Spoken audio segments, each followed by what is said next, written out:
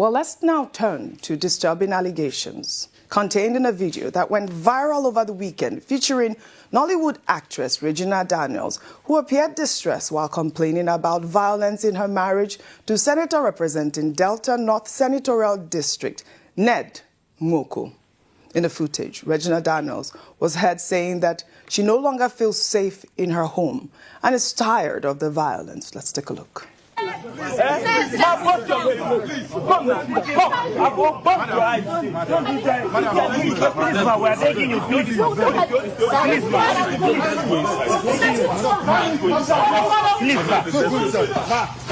No. In Ned Nwoko's house, I am nothing. But in my house, I am free. No, you're still as valuable. Mom, look at me. Look at me, Mom. Baby, once again, I cannot stand the violence. It's too much.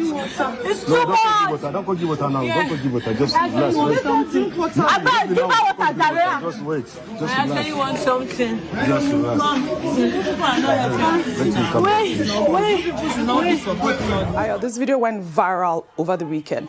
A man identified as Regina's brother, in response, posted warnings on his Instagram story, alleging Senator Ned Nwoko physically assaulted his sister and smashed her head on a wall before sending thugs. Well, in response, Senator Ned Nwoko issued a statement in a post on X denying the allegations and instead accusing his wife of substance abuse and violent behavior. In his defense, the senator posted a video along with the caption, "Regina's unprovoked carnage and rampage in my house and in my absence." Senator Nwoko further claimed in the post that Regina's current battle with drugs and alcohol abuse is the root of the problems in their marriage, stating that she must continue rehabilitation or he fears for her life and safety. And I'll read a part of his post on X. Ned Nwoko wrote, "Regina is the violent one here, slapping and hitting 3 staff in the past 48 hours and destroying property, including cars and windows, for no just cause. The truth is, I have set a clear condition for her to accept rehab in Asokoro or outside Nigeria, especially Jordan, where she will not have access to drugs." And you know, this conversation has sparked a lot of reaction, sparked a debate on X. And I'll take Collins' tweet before I come to you, Ayo. Collins wrote, "Dear Senator, Sunday greetings to you. This statement you have put out raises several potential issues from a legal standpoint of view. 1, knowledge of criminal activity. If you had credible evidence long before now that named persons, Sammy and Ann, are supplying illegal drugs to your wife, the law generally requires or at least expects that such information be reported to law enforcement. Failure to do this in certain circumstances constitute aiding and abetting. I'm guessing that to protect your wife, you have never reported drug supply and usage regarding your wife. 2, rehabilitation and consent. Forcing or coercing an adult into rehabilitation without legal authorization can amount to unlawful detention. I believe that the lawful route is to obtain a court-ordered medical evaluation or guardianship order, especially if there is evidence of self-harm or danger to others. I may be wrong about judicial procedures in Nigeria. I think you should have a media team deal with this in the public space, or sometimes emotions get the best of us, while privately you deal with this matter." And you know why this story has come on television is because the senator is a public figure. I mean, this is a marriage situation, but if we have allegations, accusations of a senator violently smashing his wife's head on the wall, I mean, this, you know, it now becomes a public debate. I mean, these are the sort of questions that, you know, are raised. And the fact is, like the ex-user wrote out there, how is it that you have all this information about your wife and you never said anything about it until she comes out to say, "I am tired of this house"? Then you play the card. That's a lot of the conversation out there. You either play the prostitution card or the drugs card. Your That's thoughts? happened a lot in recent times. You're absolutely spot on. I was going to say that aside the moral and domestic part of this story, the key issues here are the fact that we're talking about a man who has the trust of his people sitting in the National Assembly as a senator of the Federal Republic of Nigeria. And these are very weighty allegations, especially because we often talk about domestic violence. I know that Lagos State has a great agency for dealing with that. On a national level, we don't have individuals. I think it will just be Violence Against Persons Act. That's what we'll be talking about here when it comes to hitting. But beyond that, it's also looking at the kind of people that we elect into office. I'm not saying he's guilty, because at the end of the day, there's one side of there are two sides of the story, then there's the truth. So she's spoken, he's come out to say something, and then there's the truth which ought to be investigated. But in the event that this is true, we've had a number of allegations against people in this particular Senate sitting of the House. I think it's important that we begin to even investigate the kind of people that we put into or elect into offices.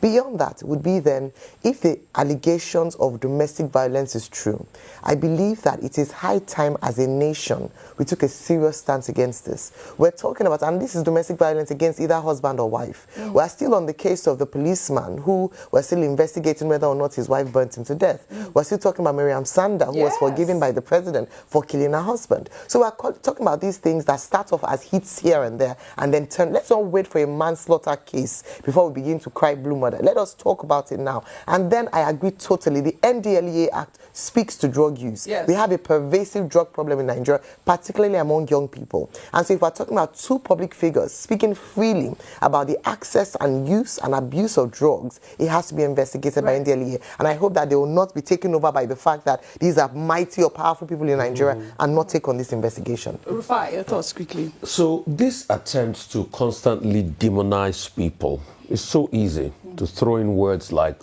drug abuse and everything. And that tweet asked a very valid question. Abuse, prostitution and everything. Illness. I mean, we've had many cases by public officials. And that tweet asked a question, so why now? Because when both of them were doing love in Tokyo, we all used to see all of them now. Is it not Ned, Nwoko and his wife? We used to see them when they were doing love in Tokyo. But you see, two things I'll say. Once abuse gets in, please leave, because abuse will never stop. Once drug gets in, please seek counseling, because it's hard to shake up a drug problem. Thirdly, will people be sanctioned for what they have done? Never, because they are politicians and they have power. That's the downside to this country. Let me predict what will happen, and I might be wrong. A couple of months down the line, they will probably reconcile. Because money too is also a problem. Let us go back to the circumstances of the marriage in the first place. And that's why, please, women, not all that glitters is gold. So, along the line, you will see what will happen is they will all tell us to mind our own business. Yes, a former minister and his wife have done that. They will tell us to mind our own business, that what God has joined together, let no man put us under. Probably what will now happen is the abuse might probably continue and we will not be privy to it. So, in the end, yes, we have to talk as public commentators. But with due respect, that's why I don't like to put my mouth inside man and woman matter. We are just wasting saliva. But there is a role money plays in all of this. There is a role class plays in all of this. There is a role substance plays in all of this. There is a role power plays in all of this. If it's another innocent human being that will have done that, you will have seen all the NGOs that have to do with public. They will have filed court cases by now. All right. Let's wait till the end of today. All right. You know what's the weekend? The courts were Ayo, like they say in Yoruba, let's covet. All right, time is kicking. They've not filed anything on this one. I'd like your thoughts really quickly. I think all angles have been touched, but the one that I want to focus on is around age of consent, which, there's a blurred line between how old she was when she got married, but the general consensus is that she was 17 when she was married off, and it takes us back to the debate around young brides, child brides, girls they're not yet women, they're not yet ready to be in the way of marriage, and you know, all the factors that have been pointed out, whether it be money, power, influence, status, romance them into these settings. I ask myself, what does an underage girl know about a polygamous setting? How could she have known what she was signing herself up for in such a setting?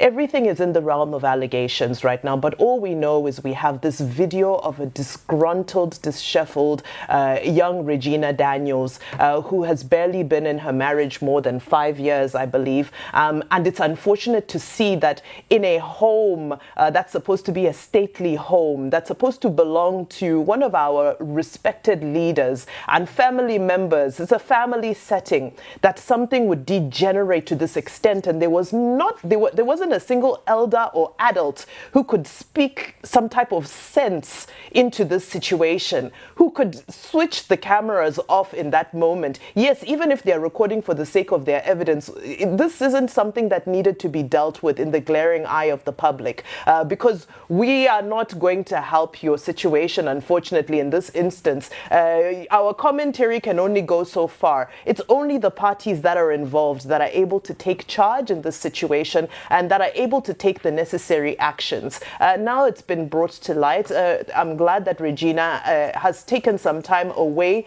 from the public space to face whatever is currently going on. I hope that her husband can also take this away from the public space so that these issues can be dealt with, whether it be legally, whether it be whatever steps are taken. This is a sensitive issue. There are children also involved in the issue. So, you know, we also have to restrain ourselves in, you know, as much as we want to comment further on it. I hope the elders in this family come together and are able to mediate for something peaceful for the children specifically. We'll follow up on the story. We will follow up on the story.